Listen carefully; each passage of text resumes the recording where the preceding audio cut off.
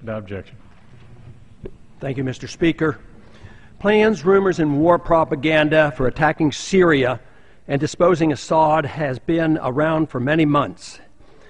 This past week, however, it was reported that the Pentagon indeed was finalizing plans to do just that.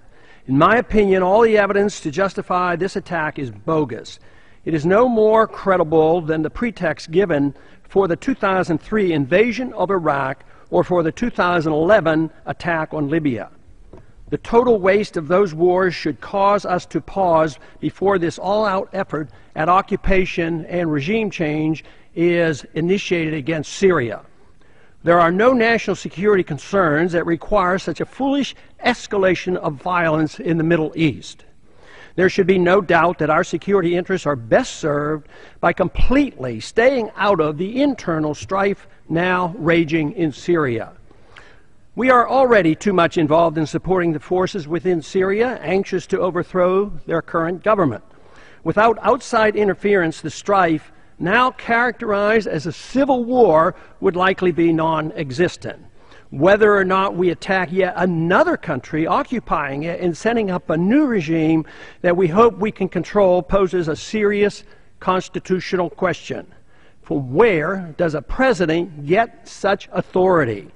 Since World War II, the proper authority to go to war has been ignored.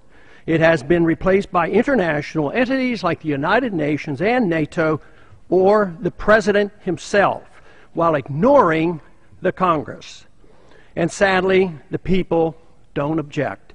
Our recent presidents explicitly maintain that the authority to go to war is not the U.S. Congress. This has been the case since the 1950s, when we were first taken into war in Korea under a UN resolution and without congressional approval. And once again, we are about to engage in military action against Syria and at the same time irresponsibly reactivating the Cold War with Russia. We're now engaged in a game of chicken with Russia, which presents a much greater threat to our security than does Syria. Would we tolerate Russia in Mexico demanding a humanitarian solution to the violence on the U.S.-Mexican border? We would consider that a legitimate concern for us. But for us to be engaged in Syria, where the Russians have a legal naval base, is equivalent to the Russians being in our backyard in Mexico. We are hypocritical when we condemn Russia for protecting its neighborhood interests as we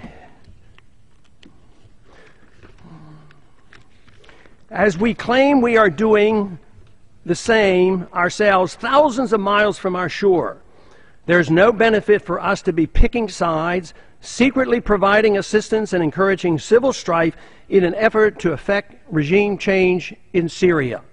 Falsely charging the Russians with supplying military helicopters to Assad is an unnecessary provocation. Falsely blaming the Assad government for a so-called massacre perpetrated by a violent warring faction, rebel faction, is nothing more than war propaganda. Most knowledgeable people now recognize that the planned war against Syria is merely the next step to take on the Iranian government, something the neocons openly admit. Controlling Iranian oil, just as we have done in Saudi Arabia and we are attempting to do in Iraq, is the real goal of the neoconservatives who have been in charge of our foreign policy for the past couple of decades. War is inevitable without a significant change in our foreign policy, and soon. Disagreements between our two political parties are minor. Both agree the sequestration of any war funds must be canceled.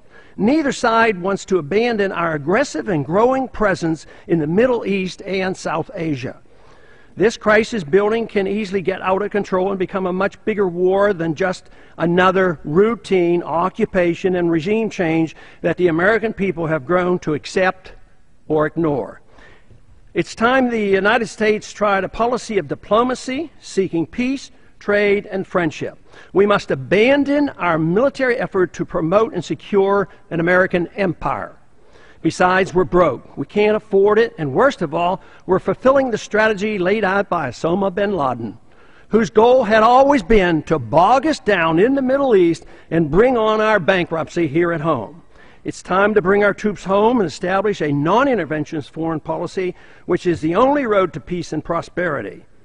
This week, I am introducing legislation to prohibit the administration, absent a declaration of war by Congress, from supporting directly or indirectly any military or paramilitary operations in Syria.